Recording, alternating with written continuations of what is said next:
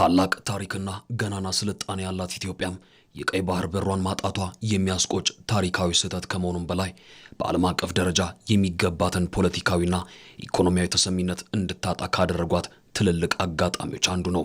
ይህን ታሪካዊ ቁጭት በሚመልስ መልኩ ፍትሃዊ የባህር በር ተደራሽነትን ማረጋገጥ ለኢትዮጵያ የኢኮኖሚ ህልውና ብቻ ሳይሆን የቀደመ ቀጠናዊ ተሰሚነቷን በመመለስ ለመላው ምስራቅ አፍሪካ ዘላቂ ሰላምና የተቀናጀ እድገት ቁልፍ ሚና ይጫወታል። ኢትዮጵያ በቀጥታ የቀይ ባህር ወደብ ባለቤት በነበረችባቸው ዘመናት አካባቢው በአንጻራዊ ሁኔታ የተረጋጋ የንግድ መስመርና የኃይል ሚዛን የነበረው ነው።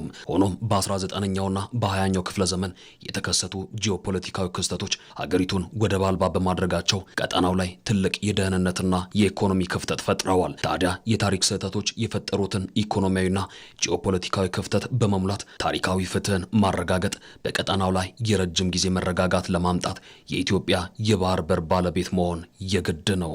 የትኛው ሀገር ነው እዚህ ቀጠና ላይ ታሪካዊ ኃላፊነት ወስዶ አቅሙ ኖሮት ፍላጎቱ ኖሮት ቀጠናውን ማስተሳሰር የሚችል ቀጠናው ሰላምና መረጋጋት እንዲመጣ ማድረግ የሚችል ብለን ካሰብን መልሱ ሊሆን የሚችለው ኢትዮጵያ ነው። ሱዳን ያለበትን ሁኔታ መውሰድ እንችላለን። እንደው ሱዳን ያለበትን ሁኔታ ሶማሊያ መውሰድ እንችላለን።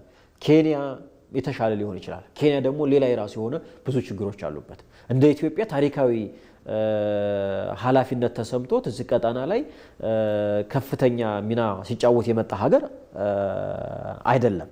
አቅም ይኖራቸዋል፣ ፍላጎት ይኖራቸዋል። ስለዚህ ኢትዮጵያ ታሪካዊ ኃላፊነቷን ለመወጣት እዚህ ቀጠና ላይ ሰላምና መረጋጋት እንዲመጣ፣ ኢኮኖሚ እድገት እንዲመጣ ቁልፍ መሰረተ ልማቶችን በመገንባት እንዲተሳሰር ለማድረግ ወደ ባህሩ መሄድ ይኖርባታል ማለት ነው። ኢትዮጵያ በታሪክ አጋጣሚዎችና በጂኦፖለቲካዊ ውሳኔዎች ምክንያት ወደብ አልባ መሆኗ ለወደብ ኪራይና ለሎጂስቲክስ የምታወጣውን ከፍተኛ ወጪ ከመጨመሩም በላይ በቀይ ባህርና በኤደን ባህረ ሰላጤ ስትራቴጂካዊ ጉዳዮች ላይ በሙሉ ድምፅ እንዳትሳተፍም ገድቧታል። ይህም ለትውልድ የሚሻገር ቁጭት ሆኖ ቆይተዋል። በዓለም ላይ ከሚታወቁ 3 ወይም 4 ሀያላን መንግስታት ውስጥ አንዷ ኢትዮጵያ ነበረች። የባህር በር ንግድ ሲነሳና ይሄ ሁሉ ትልቅ ታሪክ ያላት ሀገር የባህር በሯ የተዘጋበት መንገድ በጣም አሳዛኝ ነው። እኛ ያጣነው የባህር በር ብቻ አይደለም ማለት ነው። የነበረን በዓለም ደረጃ የነበረንንም ተስሚነት አብረን ስላጣን ዲፕሎማሲያችን የቆሰለበት ቦታ ነው ብዬ ነው የማምነው። ስለዚህ የባህር በርን መልሶ ማግኘት ወይም ደግሞ ለማግኘት የሚደረገው ጥረት የባህር በርን እንደ ኢንፍራስትራክቸር ማግኘት ብቻ አይደለም፣ ያንን ቁስላችንንም የሚያድን ነው፣ ማንነታችንን ሙሉ የሚያደርግ ነው።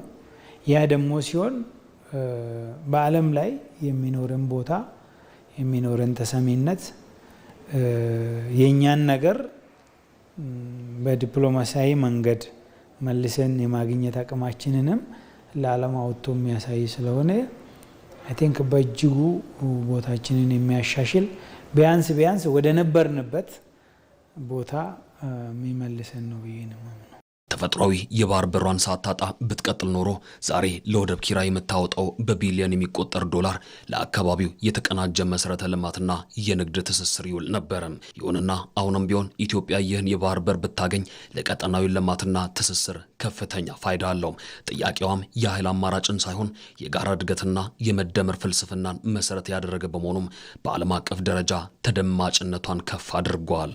ወደብ ኢትዮጵያ ሲኖራ ወደቡ ብቻ አይደለም ወይንም ያ ወደብ ተሰርቶ እቃ ማመላለሻ ብቻ አለ። ከሱ ጋር ኢንፍራስትራክቸር ወይንም መሰረተ ልማቶች አብረው የሚነሱ አሉ። እነዛ በሚነሱበት ጊዜ ጅቡቲም፣ ሶማሊያን ሁሉም ተጠቃሚ ይሆናል። የዛ አካባቢ እድገት አብሮ ይነሳል ማለት ነው። ይሄ የኢትዮጵያ የባህር በር ማግኘት አካባቢውንም ያነሳል ማለት ነው። ከዛ በላይ ደግሞ የኢትዮጵያ ጥያቄ ሰላማዊነቱ በዓለም ላይ የተደገፈ ነው ማለት ስንል ምንድን ነው? በመልቲላተራል ወይንም ለምሳሌ ብሪክስ የሚባሉት ሀገሮች በሙሉ ይደግፋሉ። የታሪክ ስህተቶችን በዲፕሎማሲያዊና ፍትሃዊ መንገድ ማረም የአንድ ሀገር የኢኮኖሚ ፍላጎት ማሟላት ብቻ ሳይሆን ለመላው የምስራቅ አፍሪካ ቀጠና ዘላቂ ሰላም፣ አስተማማኝ የንግድ መስመርና የጋራ እድገት መሰረት ነው።